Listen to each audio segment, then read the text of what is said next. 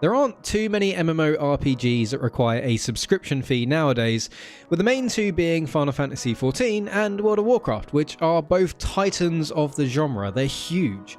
Now, it's hard to believe, but there was a time when paying monthly via a subscription was the norm for most MMORPGs, and free-to-play was the alien, unproven concept that no one wanted to try, at least for us MMO gamers in the West. It had been a thing in the East, in career MMOs for quite a while. Well, today we do know better, and the free-to-play experiment that really picked up steam in the mid to late 2000s has absolutely proven itself to be a far better business model, a far more profitable business model than the traditional method of just selling the game, which was the norm back then, as I say. It's so much better that many of the highest performing video games now use that free-to-play model, and many other games have been forced to adopt this model, even if they didn't want to. Star Wars: The Old Republic launched in December of 2011 and moved to a free-to-play model less than a year later in November of 2012. News outlets at the time were reporting that this was due to low subscriber numbers, which painted a pretty bleak picture for the game. However, EA put out an earning report just 6 months later, stating that their average monthly revenue had doubled since it went free-to-play. It wasn't just Star Wars either. Lord of the Rings Online had pretty much the same experience, but they had a 400% increase in players, and that also led to their monthly revenue doubling when they went free to play.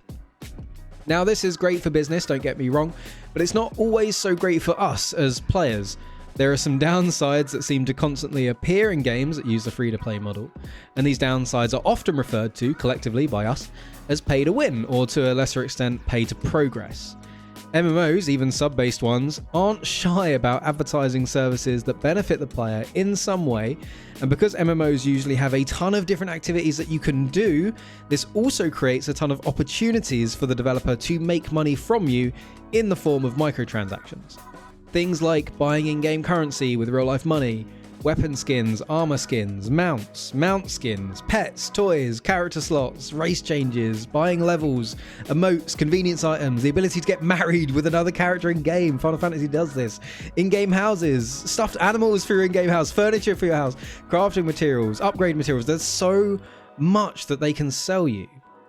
And it's not like I even thought hard about that list.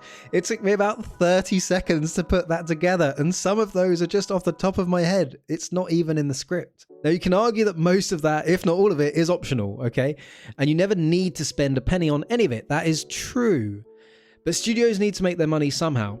And those that go free to play have to rely entirely on these microtransactions to keep their business running, which can create some very aggressive monetization strategies that can pretty much ruin an otherwise good game.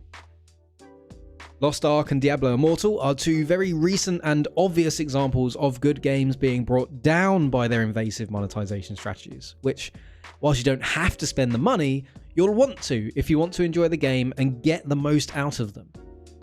Other games are a bit less aggressive, such as Final Fantasy XIV, which is almost entirely cosmetic based, and there's no need to spend additional money to enjoy the game in a reasonable capacity, as content isn't gated behind these microtransactions like Lost Ark with its upgrade system.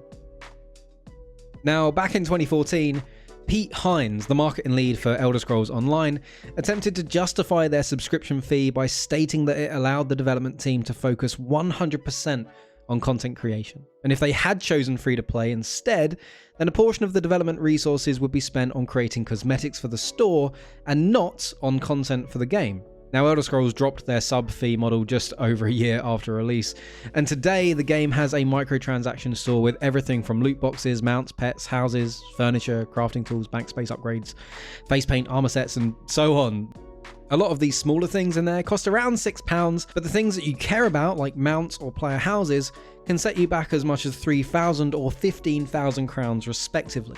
Now, of course, you can't buy 15,000 crowns, so you have to buy the 21,000 crown bundle, which will set you back a total of 110 real-life pounds to get that player house. At least you'll have some crowns left over to buy some furniture, because that player house doesn't come furnished. Guild Wars 2 is similar with its approach to cosmetics, but most outfits are about 700 gems, which will set you back around £8.50 real life money, with the most sought after items being around 1,600, which will cost you about £17 real life money, which by comparison doesn't seem so bad. I ripped on Guild Wars 2 in a previous video of mine. comparatively Guild Wars 2 is looking pretty good. Other MMOs also restrict players from key features unless you engage in that cash shop. Lord of the Rings, as I spoke about earlier, for example, requires you to spend real-life money to use mounts and increase your gold cap from a measly baseline of 2 gold. Star Wars does something similar, but it's far more generous with a cap of 1 million credits, which is enough to get you most of the things you want. Although Star Wars does restrict content in other ways, such as rewarding you with less credits overall if you're not a subscriber. They don't allow you to quick travel as often, they restrict how often you can take part in PvP, and a few other things like that. So how does this all compare to what we know about Riot? Well, to date, Riot have focused almost entirely on optional cosmetics and have not yet implemented any monetization systems in League or Valorant that make it feel necessary to spend your money. Now, you could argue that new champions in League or agents in Valorant are exactly that, but the reality is they're pretty easy to unlock by just playing the game for a few hours. They also don't really go overboard with what they can monetize, pretty much just sticking to putting skins on things that don't impact the integrity of the game, even though they could easily go further with this. Dota 2, as an example, sells plenty of terrain skins that makes it easier to see past through trees, and Counter-Strike sells skins for their characters which give you an advantage in the game, which is not good for a competitive esport. And it's not just Valve either, as Rainbow Six Siege had a similar issue with their Ember Rise and Elite skin lines. There's a person in this screenshot. It's very hard to tell when you're playing the game in the moment. Now, Riot are yet to make these same mistakes with League or Valorant, and this gives me a lot of confidence that whatever we do get from them will have a minimal impact to the quality of the game. As an MMO, they seem to care about the quality and integrity of their games. Now, the downside here is that Riot does have a history of charging large sums of money for tokens that can then be exchanged for those cosmetics, which in my opinion is a pretty insidious way of tricking people into spending their money, as it's harder to keep track of what you're spending over time. However, it's industry norm, everyone does it, so I can't really fault Riot Games for this in particular. However, they do run their skins on limited availability, which preys on that feeling of missing out, right? Because someone will have a skin line that you don't have and you can't buy it anymore. So it makes you want to spend your money on something that you might not even wear, which I have done plenty of times, let's be honest. Now, just to give you an example of this, as I record this video, Valorant has the Xeno Hunter set available for purchase within the store, and as cool as these skins are, they are very cool, the entire bundle, which consists of 4 guns and a knife, cost 7,100 Valorant points, meaning you would have to buy the £90 bundle in order to acquire this set of 4 guns. Now, there are 17 guns in the game total, so you're looking at hundreds of pounds before you have skins for all of them. League skins, by comparison, are much cheaper than Valorant, but there are far more characters to buy skins for, and generally more things to spend your money on, such as rune pages, clash tickets, chromas, loot boxes, little legends, battle passes, and whatever else is there in the League client. There's tons of stuff. You could even buy temporary skins in ARAM. Now, acquiring skins for your guns and characters is completely optional and does not impact the gameplay negatively, at least in my opinion. So many of you may argue that this is not a problem.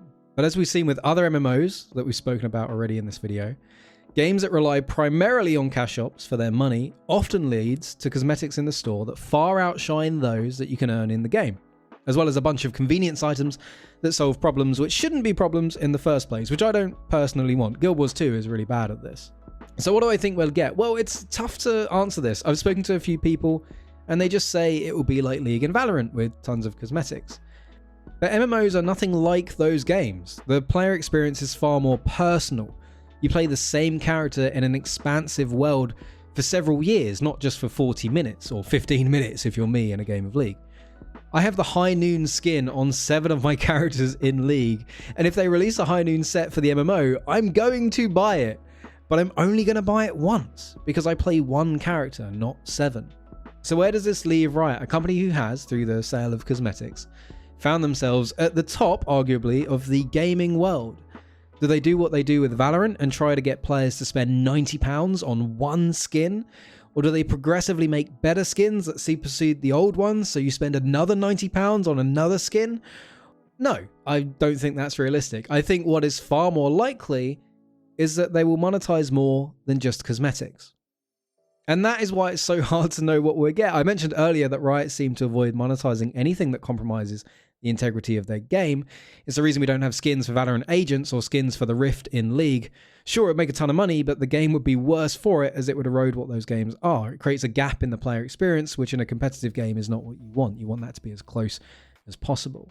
And as we've seen in this video, the vast majority of stuff that's in microtransaction shops for MMOs, and I'm yet to see one that doesn't do this, restricts the game in some manner in order to justify the sale of the solution, therefore eroding what that game is.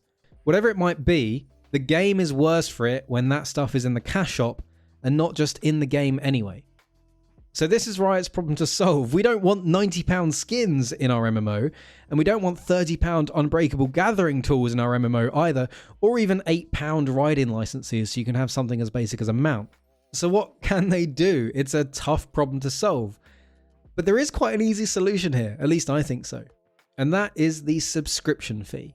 Now look, I know they haven't worked in the vast majority of cases, but hear me out here. The talent in Riot's MMO team is extraordinary. So I do believe that whatever is released, whatever game comes from this, it will be a good game. I believe that wholeheartedly. I have no doubt in that. Riot also have very little shareholder pressures, so I don't think the game will be forced out early or unfinished. So not only will I think it will be a good game, I think it will be a relatively complete game to a high standard of quality. Riot is also a huge brand with loyal, albeit sometimes toxic, fan base, and who will, at the very least, think about downloading and playing the MMO. Outside of that Riot fan base, there is a huge community of MMO gamers who are ready for something new, and they're looking for a shake-up in the genre, something new to try. So much so that games like Lost Ark, which are known to be predatory in their monetization, were hyped up before release. Now, these MMO players, for the most part, are used to paying a subscription fee as well, whether that's World of Warcraft or Final Fantasy, just to play the game, or if it's something like a VIP type system that we see in Elder Scrolls Online, Star Wars, and Lord of the Rings.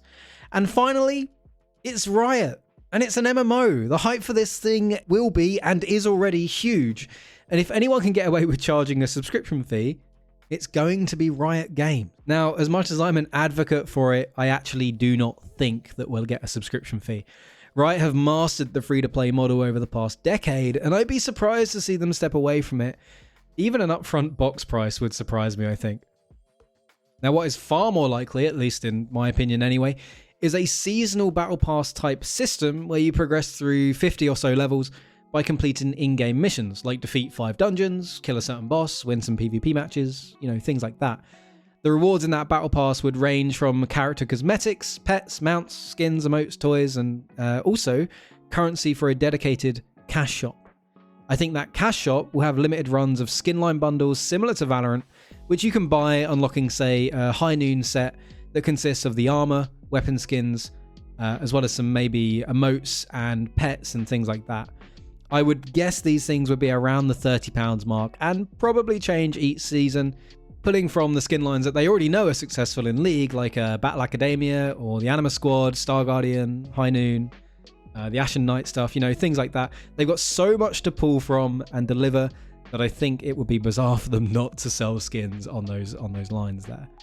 So anyway, what are your thoughts? Do you agree with me? Do you disagree with me? Put them in the comments down below. If you don't have any thoughts at all, then just throw an emoji down there, as it tells YouTube that you enjoyed the video and it helps the channel grow. So you'd be doing me a huge favor by doing that. I also do try to respond to all comments, so I'll see you down there. Anyway, as always, thank you for watching and I'll see you next time.